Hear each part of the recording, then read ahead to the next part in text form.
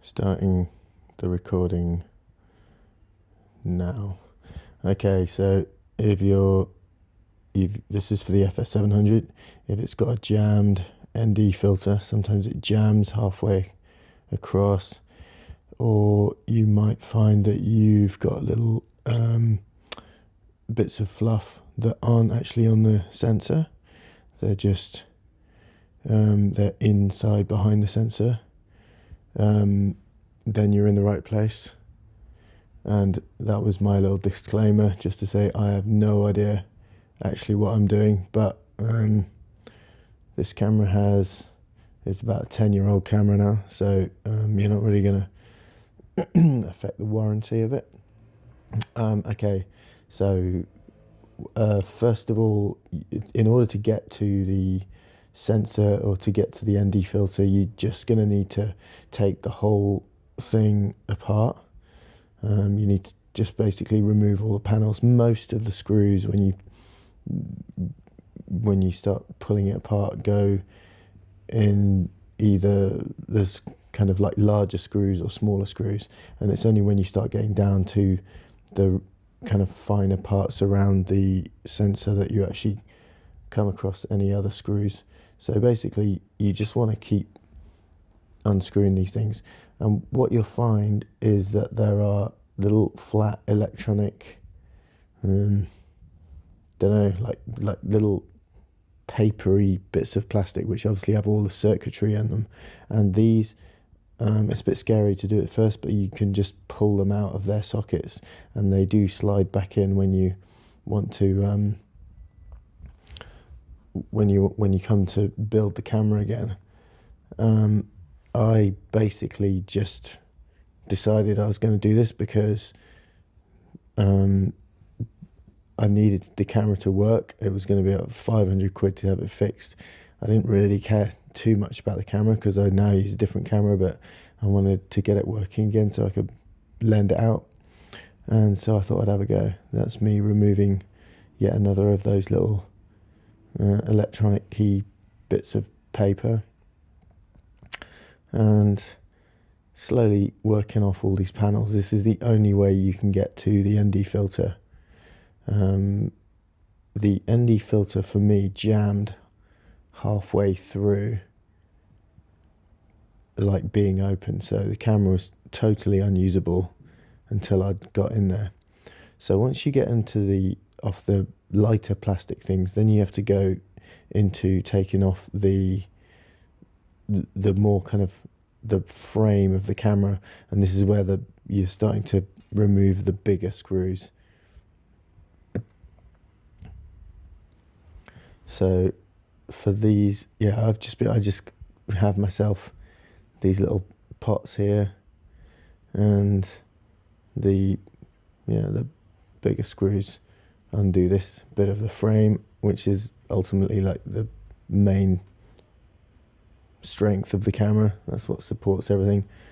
And in there, yeah, you're just digging in and removing more of these bigger screws, and that is me slowly getting the front part, the ND filter and the sensor and stuff, that part come off. So it's around here that you want to start being a little bit careful, because there's actually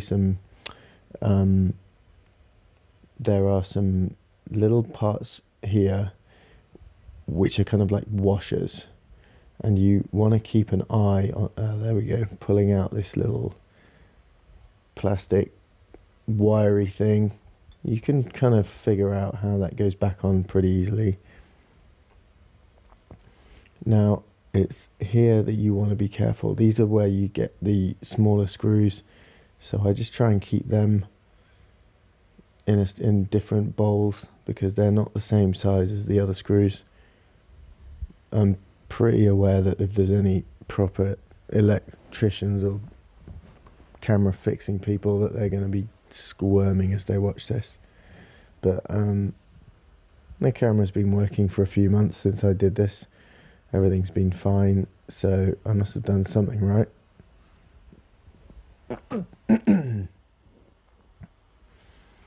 There you've got these slightly smaller screws But here is the point where you want to be really careful, and I think I'm possibly not being too careful, because in a moment I'm going to drop some of the important little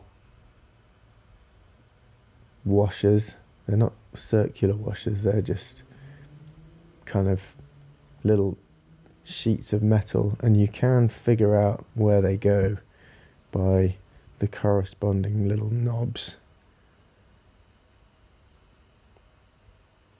Just here, this is where they come off,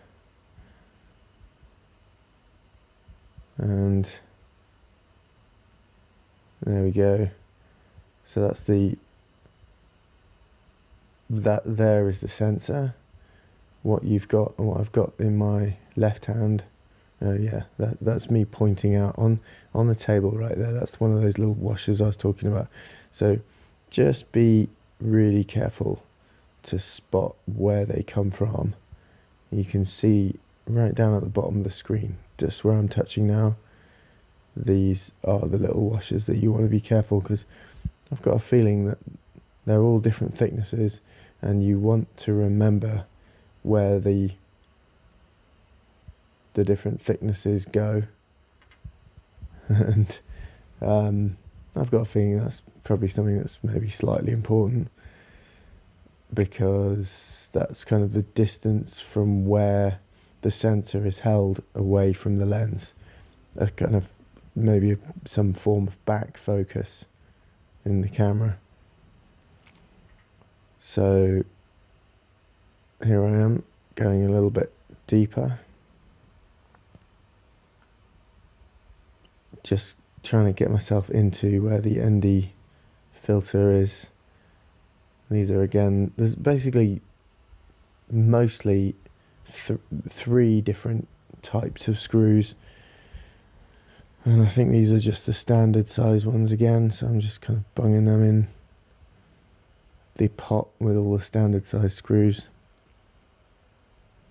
as I take these off.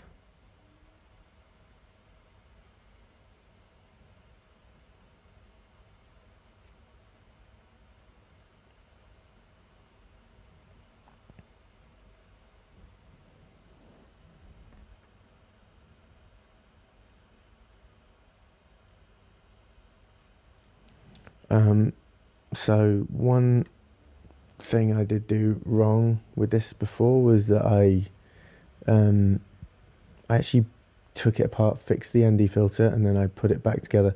And what I hadn't done was really make sure there was no dust anywhere on the ND filter, on the back of the sensor screen, all of that.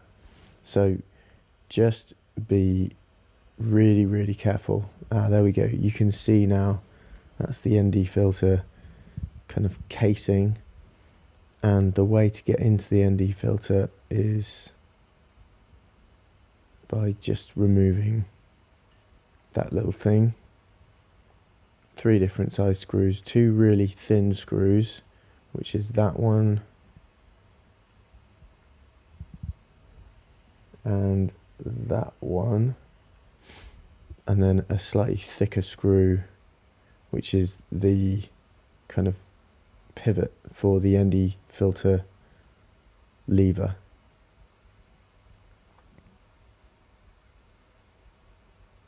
And then when you lift that off, then you can see the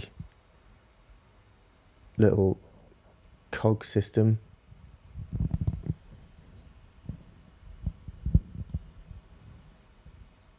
And what you need it to do, so as I'm holding it now, you want clear scan to be at the bottom, or on the left hand side of the screen. So when that clear scan is at the bottom, we've just jumped to a slightly different clip. There's me aligning it. So take it off, put clear scan on the bottom like that. So that's basically the most clear bit of the ND filter. Make sure that's in, slid all the way to the left. Then you're putting that little handle back in, which is what controls the cogs, and that needs to be up.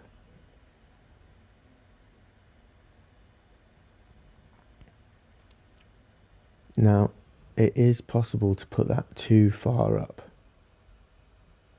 so make sure it's not all the way up, if you know what I mean. That little handle, it doesn't want it. It is possible to make it go one step even further up, but do it only to where it meets these little lines.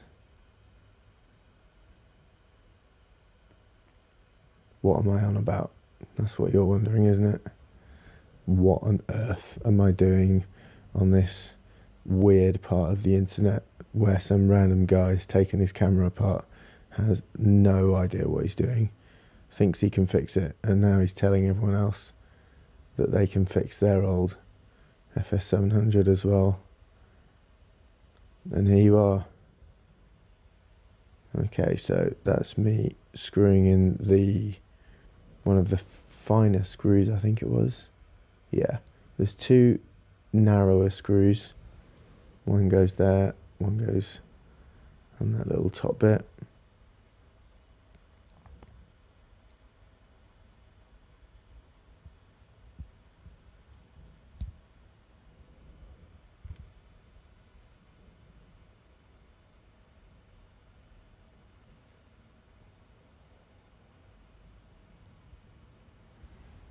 Please do make sure you clean. I mean, I've been using one of these little blower things, just keeping stuff dust free as much as possible, because otherwise you'll be taking this camera apart for a second time, which is what I've had to do. Well, at least you get a little bit better each time you rebuild it. That's the bigger one, and I think it's possible to see once you've got that all screwed back in. Make sure the ND filter is okay. So you see that there's actually a little groove, a little line that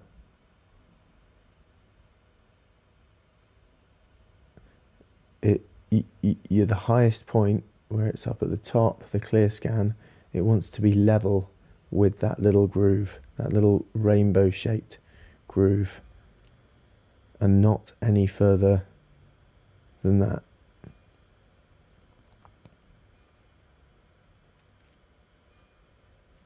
Because when you come to put the ND filter, when you put that section back into the camera and then you reattach the plastic sleeve, if you've got it slightly out of line, it will stop kind of a quarter way through its cycle, which is obviously completely rubbish. I learned that the hard way.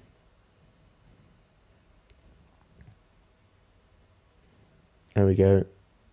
And obviously here I have no idea what I'm doing, but I've used this camera a fair bit since, and I've really not noticed any problems with it as far as focusing, soft spots, anything like that. So either I was just really lucky and I put the washers back in at the right time or the right spaces, or it doesn't really matter that much.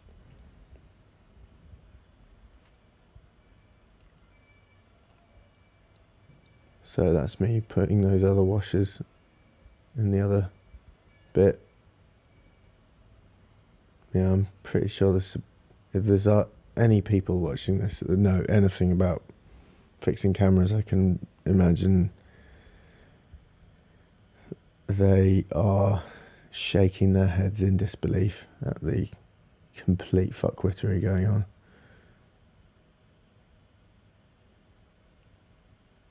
That'll be me giving it a little last blast with the air blaster. Probably leaving the sensor like that hanging around is putting dust all over, all sorts of other things. So there we go, that slots in like that. And then once that's kind of in there, then it kind of all feels pretty secure again. So yeah, we'll just bash through all these screws again.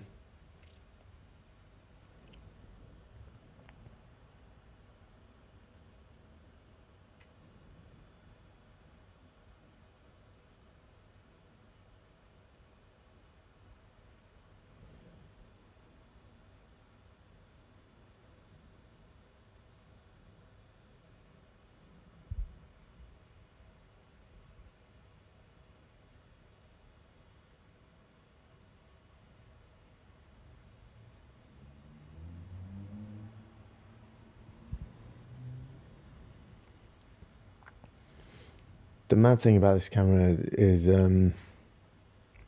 I just haven't been able to properly give it up yet, because in conjunction with the 7Q, which is the external recorder made by Odyssey, this camera is just pretty amazing, really. You can shoot 4K at 100 frames, only for a 4-second blast, but it's amazing. I mean, it's kind of all you really need. You can shoot continuous 50p at 4K. The image is amazing. It shoots raw 4K, raw 2K at 200 frames. Yeah, so it's worth fixing if you've got one of these.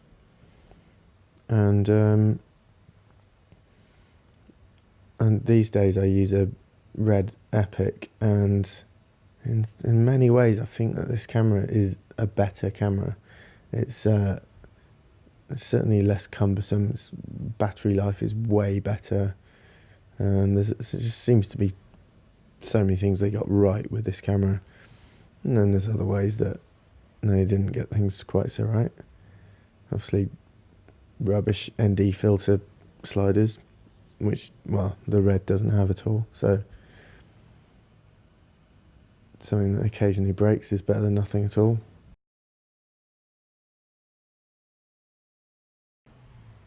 Just tightening this back on.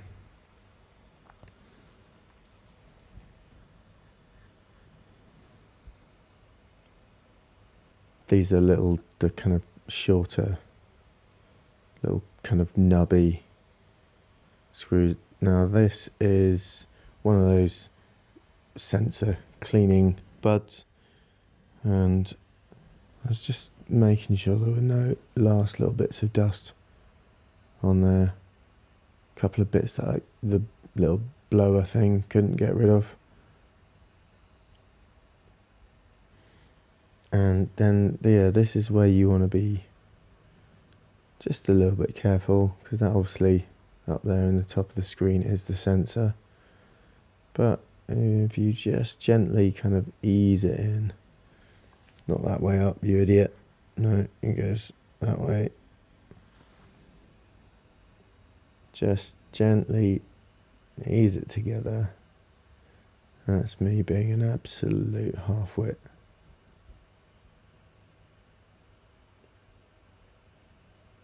In it goes.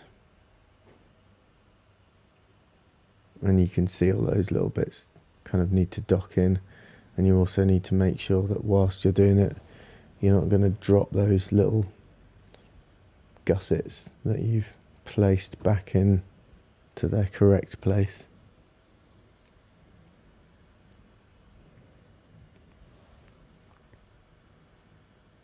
And you just have to kind of hold it in place until you get one of those first screws in. Definitely a job for a third hand.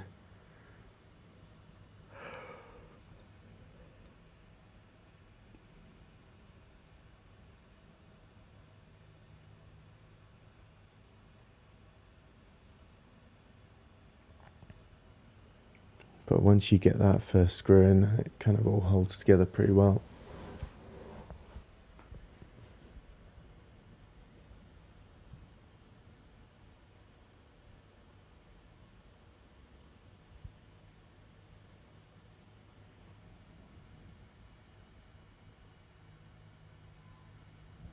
and then it's fairly self-explanatory from here on in.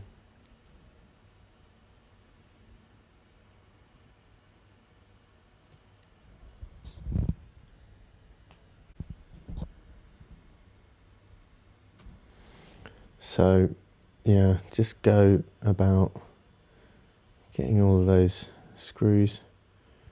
And I mean, the only advice I can give here is just look really hard, because there are tons and tons of little holes to bung screws back in. They're either going to fit or they're not going to fit. That was basically the rule I went by. If they don't fit, use a different size screw and just keep whacking them in.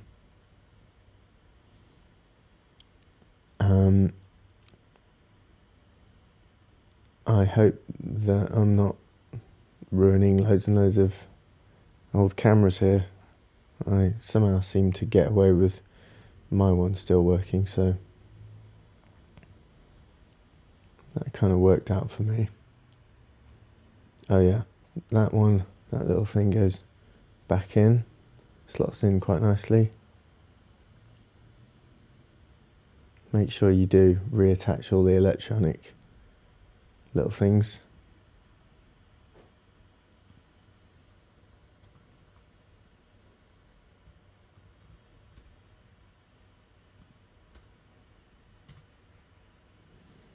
And it really is a case of just methodically going back through it, screwing in all of the bits.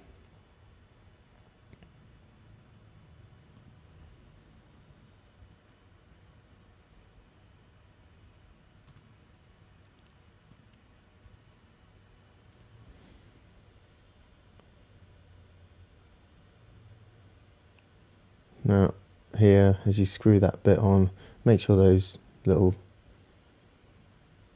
electronic pieces of paper or whatever they are sticking out, because you will need to plug them back in. And this is where you're lining up the arm of the ND filter with the actual metal bit of ND filter, with the plastic ND filter thing on the side. That needs to be synced up.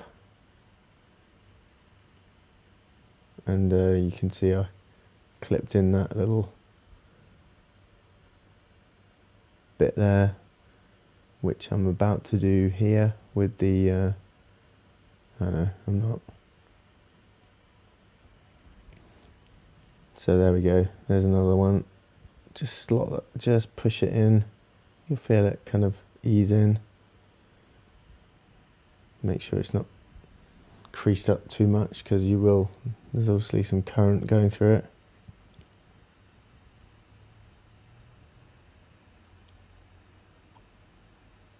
Using up all the standard size screws there, of which there are shed loads.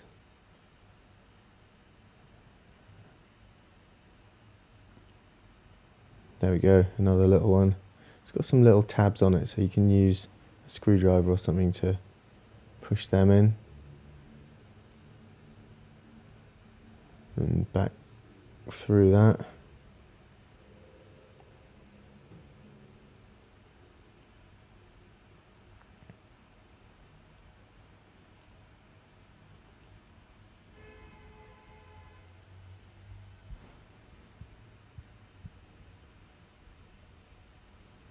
Yeah, I just put the LCD just sideways to get this bit on.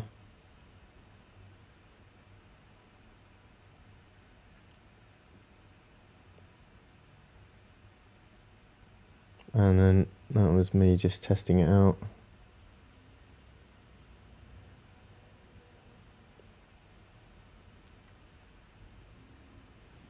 Mainly to check, and then we've got the 7Q on there. This is just mainly just to check that I haven't got any bits of dust on the sensor, which you can generally see.